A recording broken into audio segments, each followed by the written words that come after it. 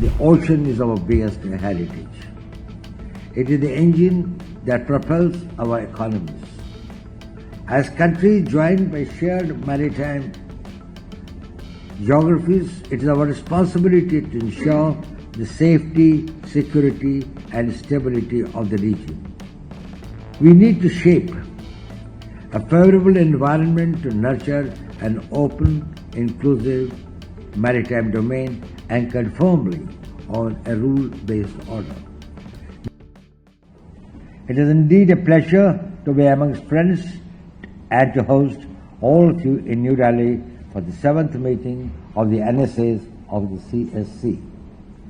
The CSC has gained immense significance today in the midst of a rapidly changing and challenging global security environment. Realizing the growing import of strengthening regional partnership amongst the countries of the Indian Ocean region, we came together in 2020 to reinforce their cooperation in vital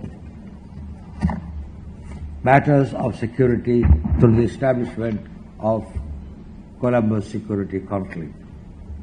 I am happy that our engagements have gained momentum since the 6th NSA meeting that were held in Mauritius in December 2023.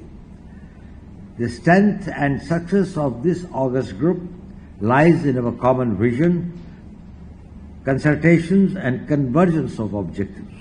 We have been building our capacities through regular engagements across the 5 pillars of cooperation.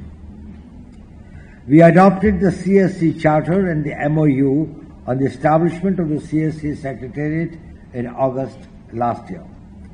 We also appointed the first Secretary General of the CSC earlier this year, and I am pleased to welcome him also to this meeting. I would like to place on record the excellent coordination by the Secretariat of the CSC in this regard. Excellencies, the ocean is our biggest heritage. It is the engine that propels our economies. As countries joined by shared maritime geographies, it is our responsibility to ensure the safety, security, and stability of the region. We need to shape a favorable environment to nurture an open, inclusive maritime domain anchored firmly on a rule-based order. We also need to work closely for the preservation and use of our common maritime heritage. India is committed to continue working closely with all CSC countries to enhance our collective capacities in dealing with the evolving and emerging security challenges. I am confident that our deliberations today will be productive and forward-looking, and I look forward to hearing from all of you. Thank you very much.